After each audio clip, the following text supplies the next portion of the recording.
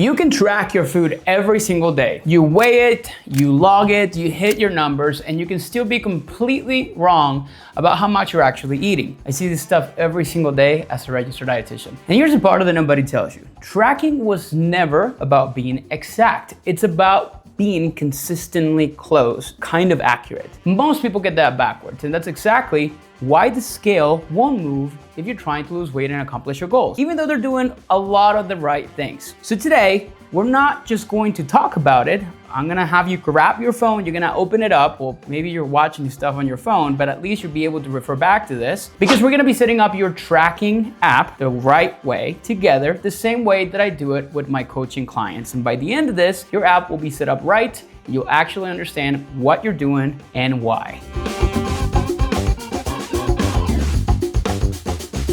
If you guys don't know who I am, my name is Andres Ayesta. I'm a registered dietitian and performance coach. I own a company called Planos Nutrition. We help high performance people, athletes, non-athletes, improve their health and their wellness in a way that is rooted in adequate nutrition, flexible nutrition that is adjusted to your rhythm of life by installing specific systems and frameworks to be able to help you do that. The way I think about it is I have a mind of a dietitian, also the mind of an engineer, and I try to make it more of a consistent process for you. Now, let's get right into today's video. Now, before we touch the app, I need to fix one belief for you. Because if I don't, you'll quit the first time that tracking feels imprecise. In fact, there's likely chances that you tracked food in the past, maybe a couple times, and it never worked for you. Now, here's the truth. The best food tracking that you'll ever do, it is a very close approximation. It's never a perfect number.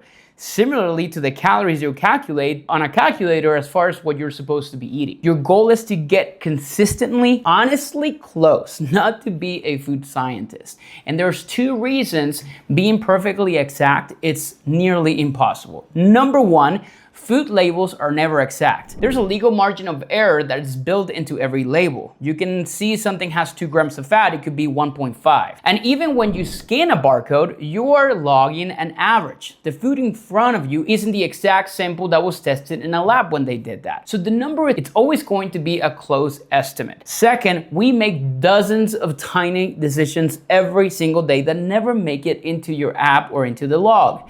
The extra splash of oil in the pan, the bites where you were cooking, or maybe for me, the ones that I grabbed from my kid, the handful that was really 2, and this isn't me guessing. The research is clear. When people report their own food, they consistently underestimate it, often by a lot. Even people like me. So here's the takeaway. And honestly, it's freeing once it clicks because you understand that it's not something broken within you that is not working. It's just simply the fact that you just haven't been doing the tracking process the right way. Your job isn't perfection. It's to get consistently close and to stop the specific habits that throw you way off. Now, let me show you the biggest one. The single biggest tracking mistake that I see, people track reactively after the fact. They get to the end of the day, they sit down and they try to log everything from memory. That is a surefire way to fail because by then you've already forgotten the oil that you cooked in, the bites off of your kids' plate, the second coffee with the cream, the little snack that you grab on the way to the office in the snack counter that somebody brought. The gap is where the underestimation actually happens. You're not lying, you just genuinely don't remember. Remember I told you that you make tons, dozens of tiny little food decisions every day? I promise you'll forget because it's not the only thing you're thinking about. So flip it. You gotta track proactively. You can track your food before or as you eat it. And even better, you can pre-log your day or your next meal in advance because you know exactly what the plan is as you sit down and eat. You decide what that meal is going to be, you decide how it fits into your day, and then you eat it, not the other way around. And here's the part that a lot of people are missing. Pre-logging doesn't just make your data more accurate, it changes your decisions before the calories even happen because you see the number before you eat and you adjust. That's where most of the value actually is. Let's actually set an app for you. I'm actually gonna share my screen and show you the way that I try to do this with all the people that I teach this stuff to, which usually they share that it's being very, very helpful to them. I'm actually gonna put my phone inside of my computer, so I'm gonna be looking at my computer, but it's really my phone, so we can set this stuff up together. The first thing that we need to do is we gotta pick an app. I personally like to use Cronometer. Now, the other big one is MyFitnessPal, but there's millions of apps nowadays. that have AI features and different things like that. I still choose Cronometer. I'm going to tell you why. Number one is it has, to me, one of the most accurate databases out there. Remember, we talked a little bit about accuracy. You need to make sure that you're finding an app that has a verified, curated database. They're using USDA and a bunch of other different databases that are very accurate, so they have verified foods. MyFitnessPal and a lot of these other companies or apps, they use crowdsourcing entries, which have like a bunch of duplicates and a bunch of grown numbers, so that's even going to affect your ability to be able to track accurately. The other thing I like about Cronometer is the fact that they track real macronutrients, micronutrients, not just calories and macros, and that matters as we really kind of get into a little bit more into the details of our nutrition. You can do a clean log, you can use the barcode scanner. They do also have a free and a paid version. By the way, I'm not being paid to say any of this stuff. I love it. I use it with my clients. And honestly, even the free version is enough to start. So I'm actually going to set up an account from scratch so you'll be able to see this together. So as soon as you download the app, the first thing you're gonna see is you gotta set up your profile before you even add an email and stuff like that. So let's set everything up on here. So mail, August 24. I am 5'8". I am 182. Now we're gonna select the activity level. Now here's one of the things I don't love about any of these apps is the fact that it's very broad and a lot of times doesn't take into consideration certain things.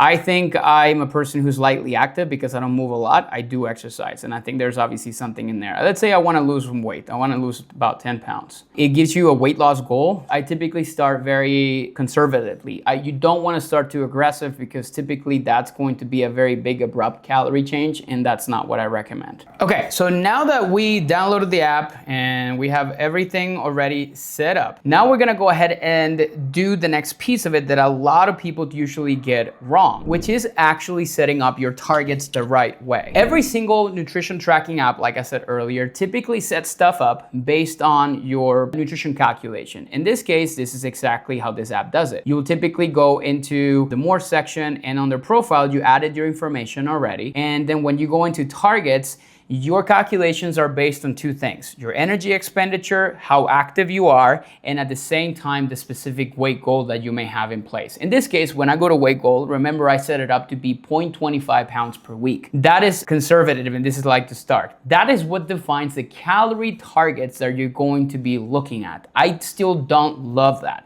If you, for example, put a pound of weight loss per week, it's going to establish an energy target at 1,800 calories. For me, that may be too low, and that's why I usually like to set it up at a conservative rate.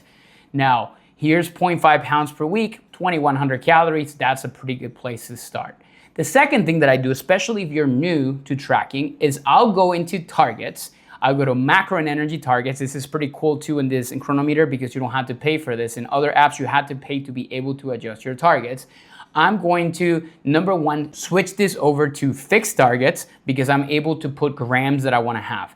And every single time I only track calories and protein until I'm able to master that. I don't touch carbs and fats. And I'll explain in a separate video why that is. In my case, I typically try to focus on getting closer to 0.8 to 1 gram per pound of body weight if I am within 10 to 20 pounds of my goal weight. If I'm not within my goal weight, I typically will start at the goal weight that you want to be. So if you're 200 pounds, you want to be 130, then you will typically start at 130, which is more realistic for most people. In my case, I'm going to start somewhere close to where I am at. So I'm going to start at 175. Now here's what you're gonna do. You're gonna put your carbs and your fats at 0. And here's the reason why I like to do that. I like to do that because I don't wanna look at those numbers yet. I want to make sure that I'm really focusing on targeting what I need to be targeting in there. The other thing that I always like to do is I always like to create an energy target that is stable. So it doesn't change depending on how much energy I'm consuming and moving and different things like that. So in this case, I'll typically toggle custom energy target, and I just simply establish the initial calorie target that was established for me, which is around 2,100 calories. Once that is set up, if you go to your diary, you're gonna see that your target's already set up for that. Now your carbs and your fats are going to be zeroed, and this is a good place to start because you're looking at the total energy and making sure that you're hitting your protein targets the right way.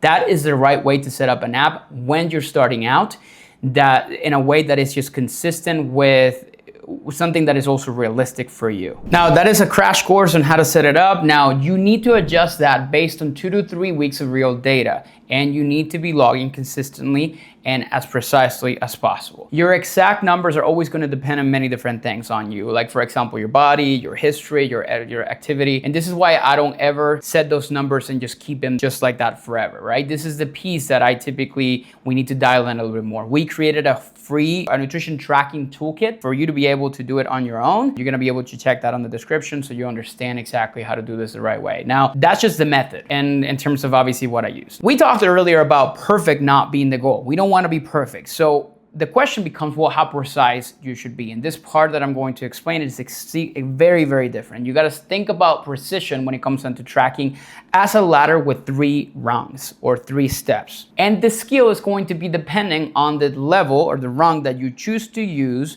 to track your food. Now, to be able to show you that, I'm going to step into the kitchen to literally walk you through the 3 different steps or the 3 different levels of tracking that you need to be having when it comes down to measuring food. So there's 3 different rungs or levels of tracking that I like to teach. The first one is going to be eyeballing portions. It's the one that I like the least, but it can be applied for specific things like certain vegetables and different things like that, that you look at something and say, okay, this is about a cup or half a cup. The second one is going to be using measuring cups or measuring spoons. This is a step up. It's actually very helpful for certain products and certain things, like for example, cereals and things like that, because they're packaged products and they really tell you how much of the serving is typically going to be. So this is a cereal, for example, and the portion size is 1/3 of a cup. So I know I'm able to do that. But the third most accurate weight is always going to be to weigh your food. And this is going to be very helpful, particularly for things like starches, for protein portions, and most importantly, for things that can really sneak in calories very, very easily, like peanut butter, nut butters, oils, and different things like that, because a tablespoon can in reality be 2, and that can be double the calories, and that stuff can start to add up. This is another big mistake that a lot of people are making when it comes down to tracking. What's on the app is not necessarily what was eaten, because of the fact that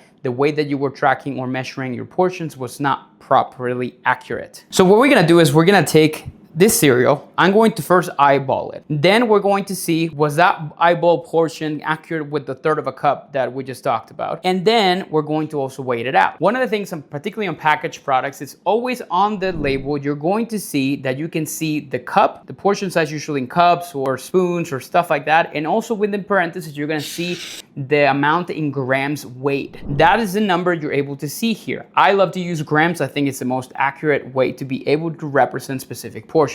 So I'm gonna be taking about what I believe is going to be 1/3 of a cup.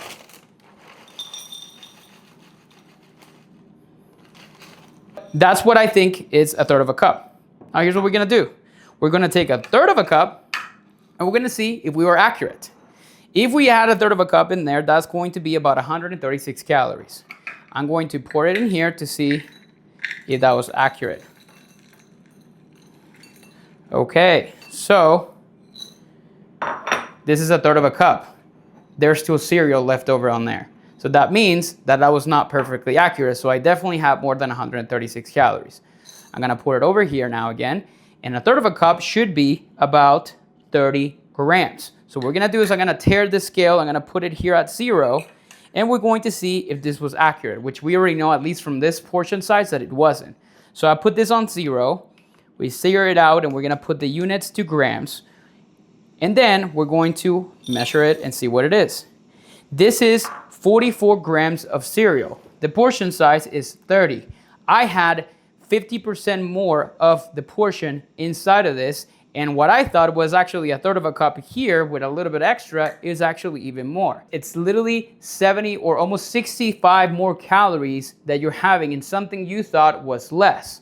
Now imagine if you do this 3 times a day, that is 150 calories, 180 calories extra that you're having without realizing it. And if you add that up over the week, that adds up. So my message to you when it comes down to tracking is you have to choose the right thing to be able to determine portions, particularly in calorie-dense foods like cereal, starches, and different things like that. So if you have a food scale, that's gonna be the best way. I'm not gonna ask you to take your food scale to restaurants, because in that case, you're gonna use eyeball portions. And if you download our nutrition tracking toolkit, I actually have different ways in which you can use your eyes to be able to determine specific portions in a more accurate way. Now here's a rule of thumb that I want you to remember. Eyeball the cheap mistakes. Broccoli, a few grams extra, it's not gonna be big of a difference, but weigh out the expensive ones. The nut butters, the oils, the seeds, the things like that that typically are going to add up. You have to spend your precision when it truly counts. Okay, so now that we got that part together, now we're gonna log a meal together, and you can understand what really productivity on meals need to be. If you're tracking after the fact, what's gonna happen is you're gonna forget. Now, what does productivity means when it comes down to tracking? Is knowing, well, if I need to be having 175 grams of protein, that means I probably need to be racking closer to 40 grams for my first meal. So what I'm gonna do is like, okay, I'm gonna look at what options do I have. Now, this is the stuff that we teach you inside of our program so you can understand how to do adequate meal planning. And you can find more details about that and book a call with me to see if it's a good fit down in the description box below. So make sure you're not missing that. Here's where I go. I could say, okay, breakfast, I have some Greek yogurt, I have some cereal, I have maybe some fruit in there, I have eggs. So I'm gonna start logging my protein. And I say, I wanna have a total of 40 grams of protein. So I'm going to start with this Greek yogurt. I'm going to search it. I'm in a different country right now, so these different things are not gonna be easily found on there, but I can still create them.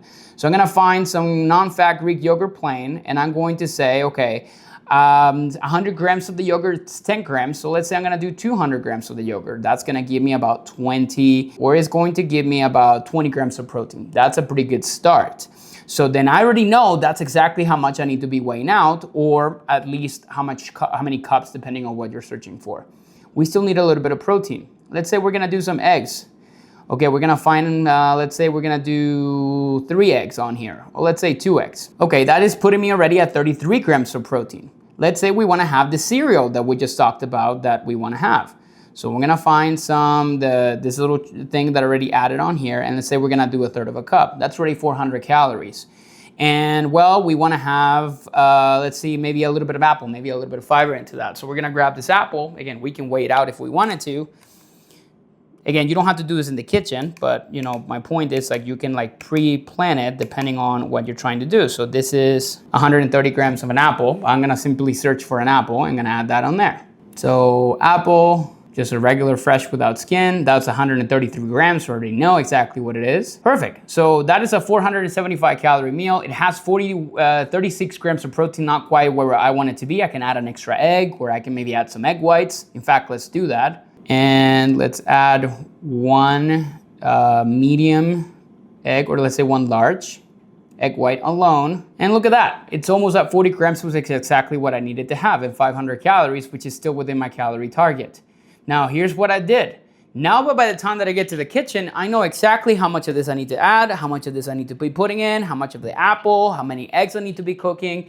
This stuff matters. Now, you gotta be careful with things like the oils and things like that. You gotta account for that stuff in there, because if you don't, then most likely you're going to be undercounting how many calories you need to be having.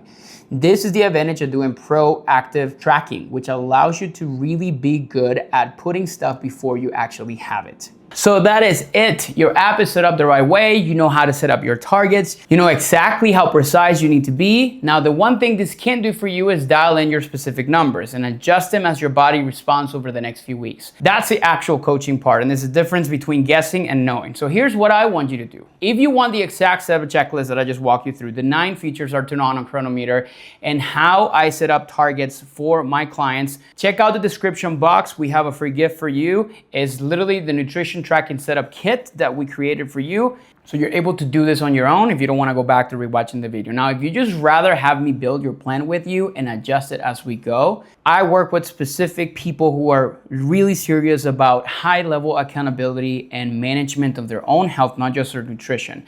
Now, we would need to book a call to see if it's a good fit for both of us. The link to it is in the description. You'll be able to fill out some things, an application, and you'll be able to chat with me to see if this is obviously something that would work for you. Now, make sure you go and set up your app today. And again, it doesn't have to be Cronometer, but that's what I recommend. Log your next meal proactively, and I'll see you guys in the next video where I will share just more tips and tricks on how to do this the right way. Now, if you enjoyed this video, make sure you hit subscribe, hit like, and comment so that we're able to help and support you. Thank you so much for watching. We'll see you soon.